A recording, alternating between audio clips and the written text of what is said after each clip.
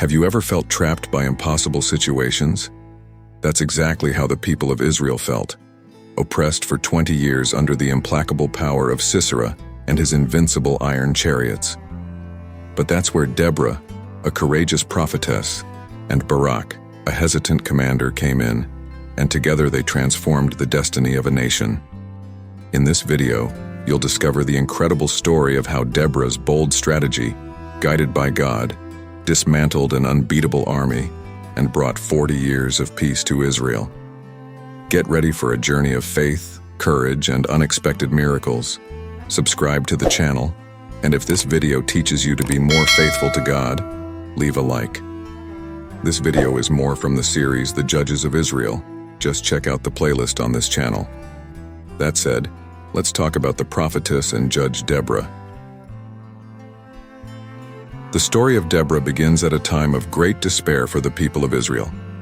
Imagine a nation that had experienced so many miraculous deliverances in the past, but which, because of its continued disobedience, had strayed from God's ways.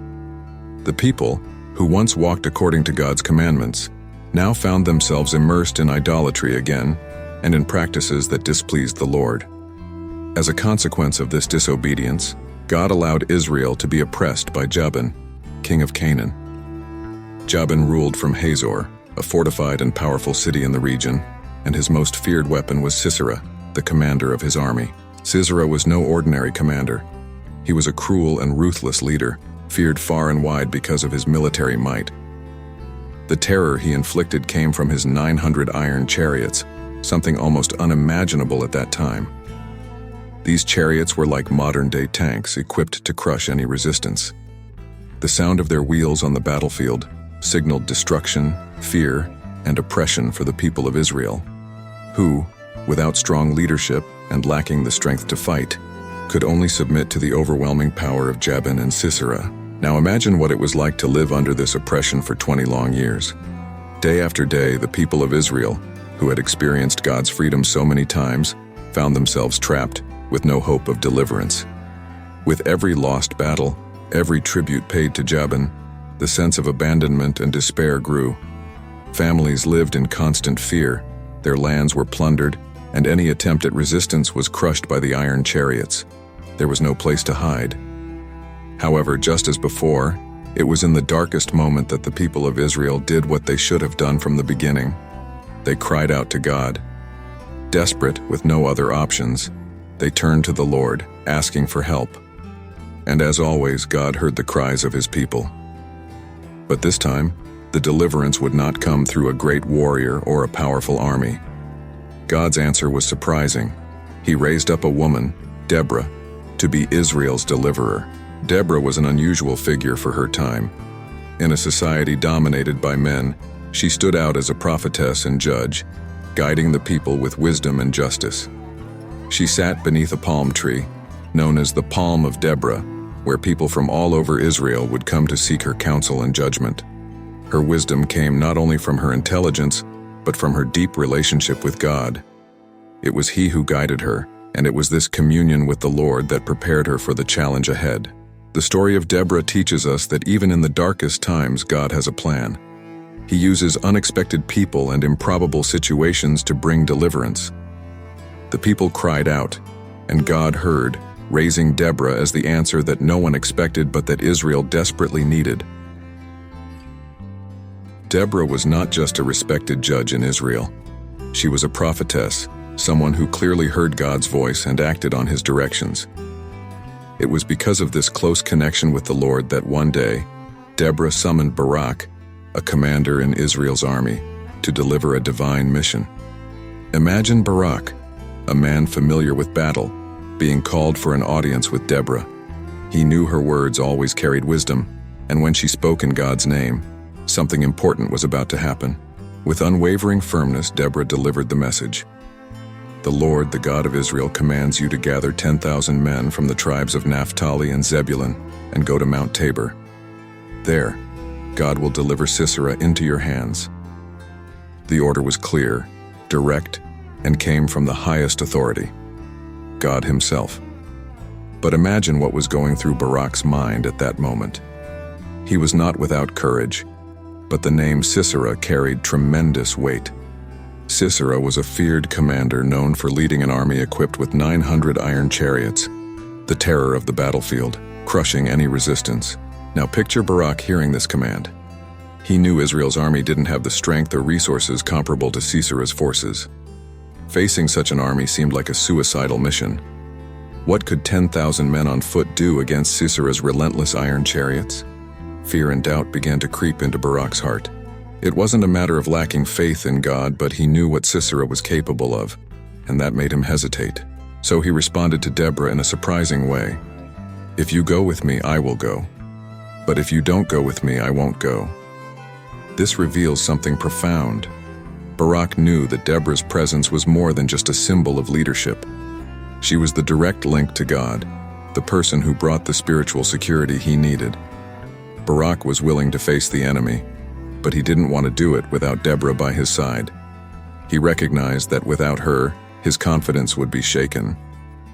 Barak's courage wasn't just in his skills as a warrior, but also in his faith in Deborah's leadership and her connection to God. As always, Deborah responded with wisdom. She agreed to go with Barak, but warned him that because of this decision, the honor of victory wouldn't be his, but a woman's. And with that, the fate of the battle began to unfold.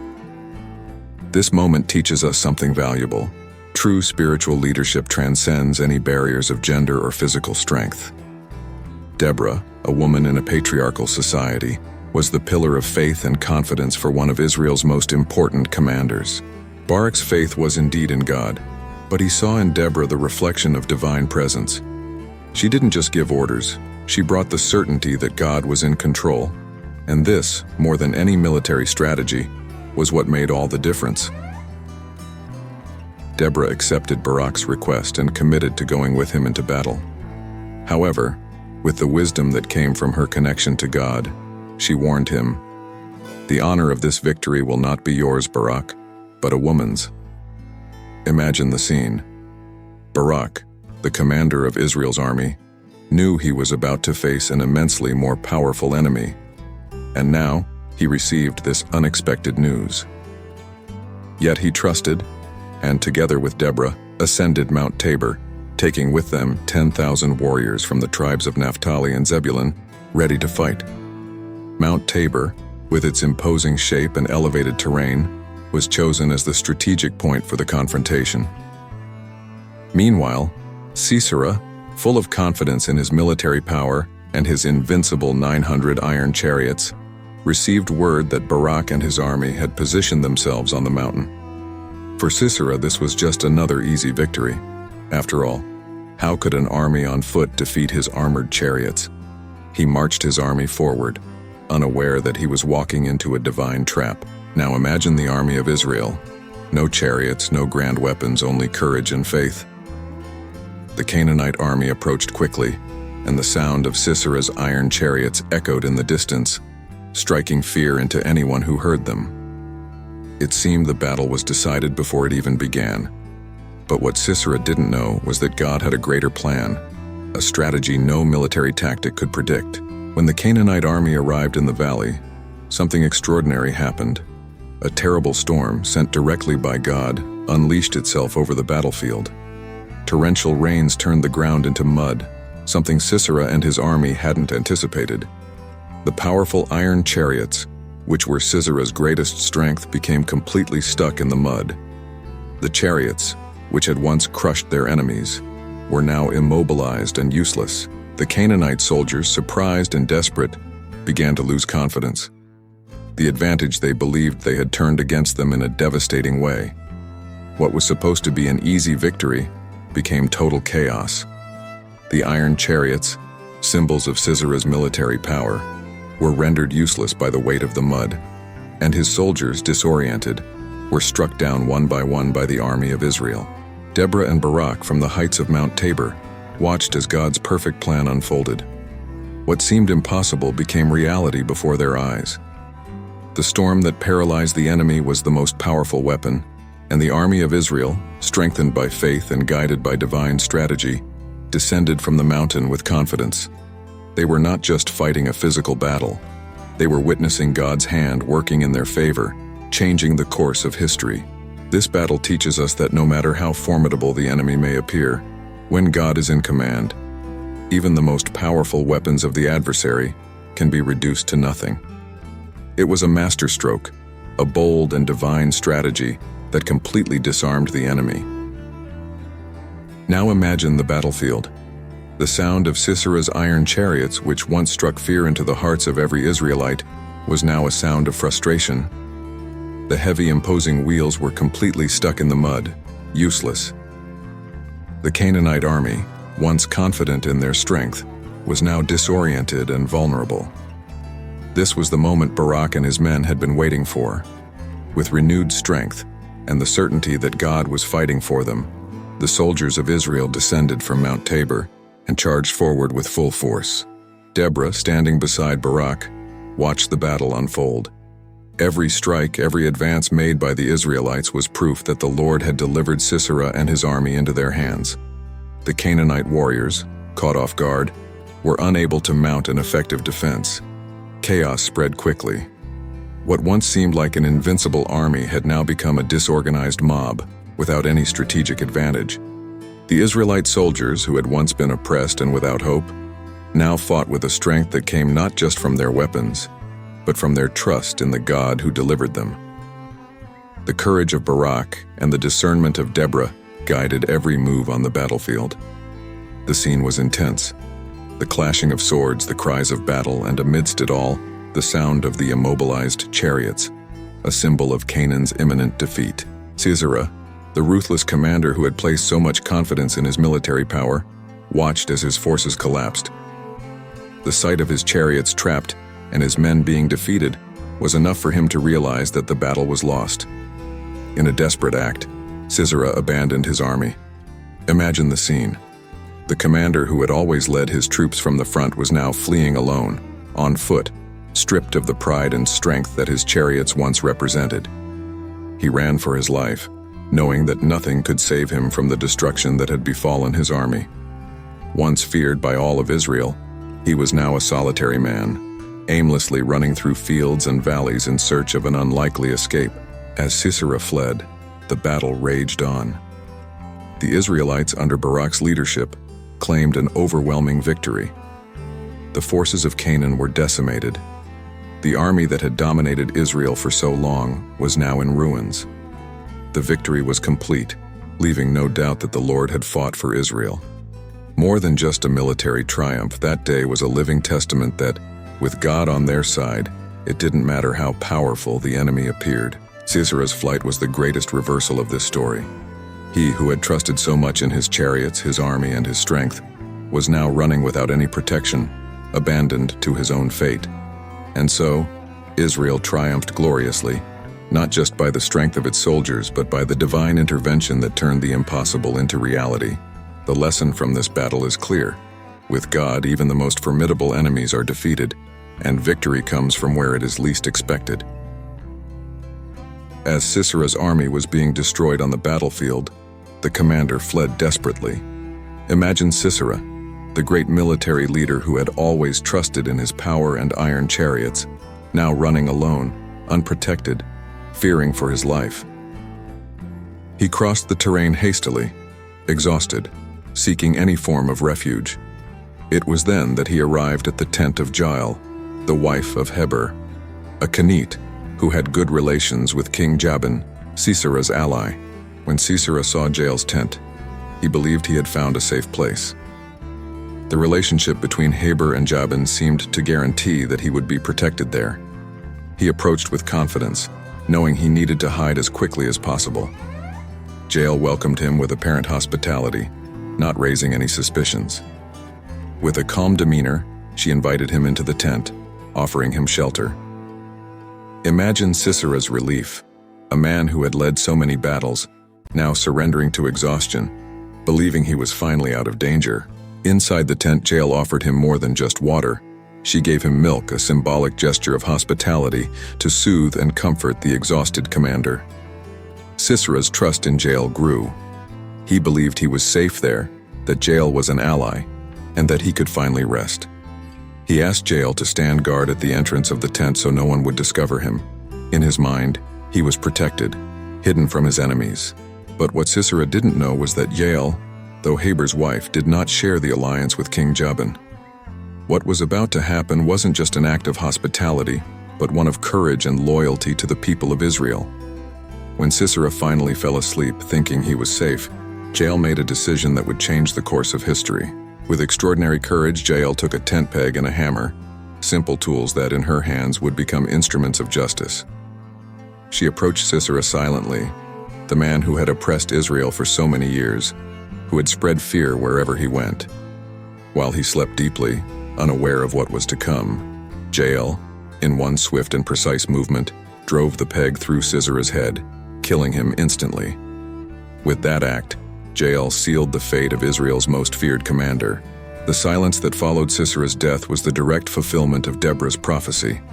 The honor of victory would not belong to Barak, but to a woman. Not a warrior on the battlefield, but Jael, a courageous housewife, who, in a crucial moment, took Israel's fate into her own hands. This act was not just the defeat of a military commander. It marked the end of a long period of oppression for the people of God. When Barak finally arrived at Jael's tent searching for Sisera, he encountered a scene he could never have imagined.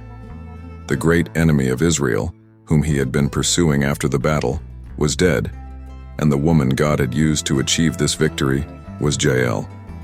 This moment reinforced the truth that when God is in control, he uses whom he wills in whatever way he wills to fulfill his purposes. The story of Jael and Sisera is a powerful reminder that even in the most improbable moments, God is working to bring deliverance to his people. Jael, with her quiet courage and determination, became the woman through whom Deborah's prophecy was fulfilled, forever changing Israel's destiny. With Sisera's death, the Canaanite empire began to crumble. Israel's most feared commander had been defeated not in a grand final battle, but in a surprising manner, by the hands of a courageous woman, Jael. This moment marked the end of a long period of oppression. The Canaanite army, leaderless and weakened, was easily dismantled. Israel, led by Deborah and Barak, had finally achieved the long-awaited victory. Now, imagine the relief and joy that filled the nation. For 20 years, the people of Israel had lived in fear. Fear of Sisera's iron chariots, fear of the brutal and constant attacks from the Canaanite army, and fear of losing everything they had. The oppression had suffocated their hopes, and cries of despair echoed throughout the land. But now, after an unimaginable victory, the people could breathe in peace. The lands that had once been ravaged by enemies were now flourishing again, and the families that lived in fear of attacks were able to return to work their lands with tranquility. The victory on the battlefield and the fulfillment of Deborah's prophecy were only the beginning of a new era. Under Deborah and Barak's leadership, Israel entered a period of peace that lasted 40 years. 40 years of tranquility, during which the people could live without fear of invasions, without the tyranny of oppressive kings, and without the constant threat of war. This peace was more than the absence of external conflicts. It was a time of spiritual renewal and restoration for God's people. Imagine what it was like for the families of Israel. The children who had grown up hearing stories of war and destruction could now play in safety. The farmers returned to plant and harvest with the assurance that their crops would not be taken by enemies. The cities, which had always been on high alert, began to prosper once more. Peace brought renewal to the hearts of the people, who could now gather and worship God freely. But this peace wasn't won merely through swords and battles. It was the result of the faith and obedience of a woman who believed in God's voice. Deborah, in a time when power was almost always attributed to men, stood out as a spiritual and moral leader, guiding Israel through one of the most critical moments in its history. She proved that true leadership does not come from physical power or military strength, but from unwavering trust in God, the courage to obey, and the wisdom to act according to His will. Deborah's story teaches us something profound. God can use anyone, regardless of gender, social position, or circumstances, to accomplish His purposes. When Israel cried out for help, God raised a woman to be the voice of deliverance for an entire nation. Deborah didn't just lead with wisdom, she was an example of living faith. Her story shows that when we are willing to obey God, He can do extraordinary things through us, even when circumstances seem impossible. The peace that followed Deborah and Barak's victory was more than the absence of war. It was a confirmation that God had answered the cries of His people. He heard Israel's call and brought them unexpected and miraculous deliverance. For 40 years, the people of Israel lived in peace, knowing that the God who fought for them was the same God who guided them day by day. Deborah's story continues to be a powerful testimony of how God, in His infinite wisdom and grace, uses people who are willing to listen and obey to bring deliverance and transformation to His people. I'd like to know if you knew about the deeds of Deborah and Barak. Also, use the comments field to share what you learned from this story, which is told in the book of Judges, starting in chapter 4. May God bless your life. See you in the next video.